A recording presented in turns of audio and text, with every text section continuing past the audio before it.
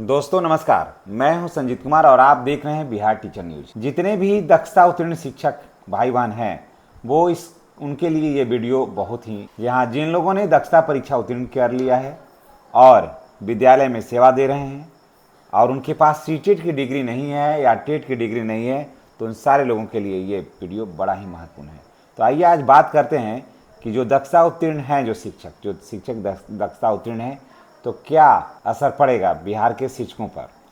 तो देखिए, जो दक्षता उत्तीर्ण है और उन्होंने टेट या सीटेट नहीं किया है, तो सुप्रीम कोर्ट का आदेश है कि सभी नॉन टेट टीचर को, चाहे वे किसी भी राज्य से हों और जिनकी सेवा 5 साल से कम बची है, उन सारे लोगों को टेट या सीटेट पास करना अनिवार्य है।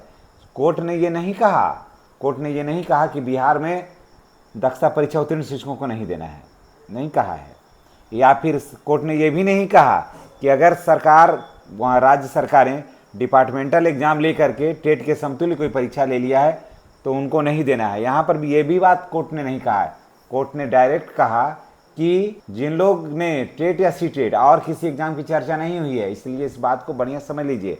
कोर्ट ने क्लियर कहा कि जिन लोगों ने, जो शिक्षक टेट या सीटेट नहीं पास किए हैं, उन सारे शिक्षकों को टेट या सीटेट पास करना अनिवार्य है। और डेडलाइन तय कर दिया है अंतिम कि 28 अगस्त 2028 तक पास करना अनिवार्य है। अगर पास नहीं करते हैं तो सेवा से हटेंगे। वहाँ ये नहीं कहा गया कि उनका प्रमोशन नहीं होगा, वेतन वृद्धि नहीं होगा। वहाँ एक लाइन कहा गया कि 5 साल से जिनका सेवा कम बचा है, समझ रहे हैं, 5 साल से ऊपर या 5 साल भी नहीं, 5 साल से कम जिनकी सेवा बची हुई है, वो चाहें तो टेट या सीटेट नहीं दे सकते हैं। समझ रहे हैं ना बात।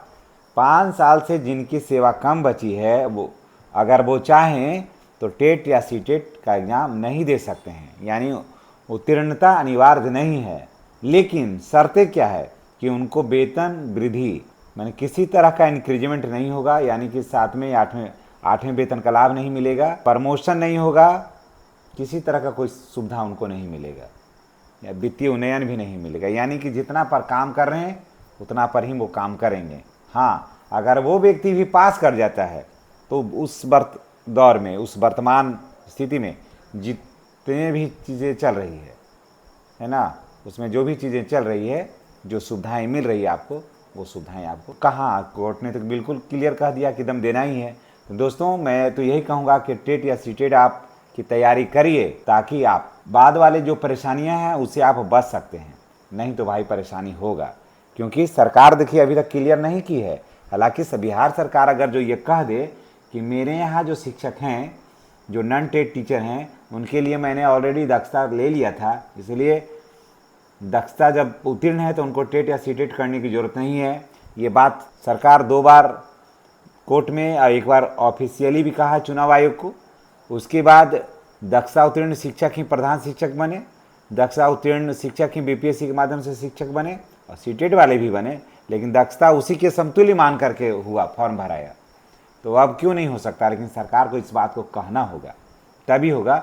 यानी कि सब कुछ निर्भर करता है सरकार के नोटिफिकेशन पर कि सरकार इन शिक्षकों के साथ क्या करना चाहती है।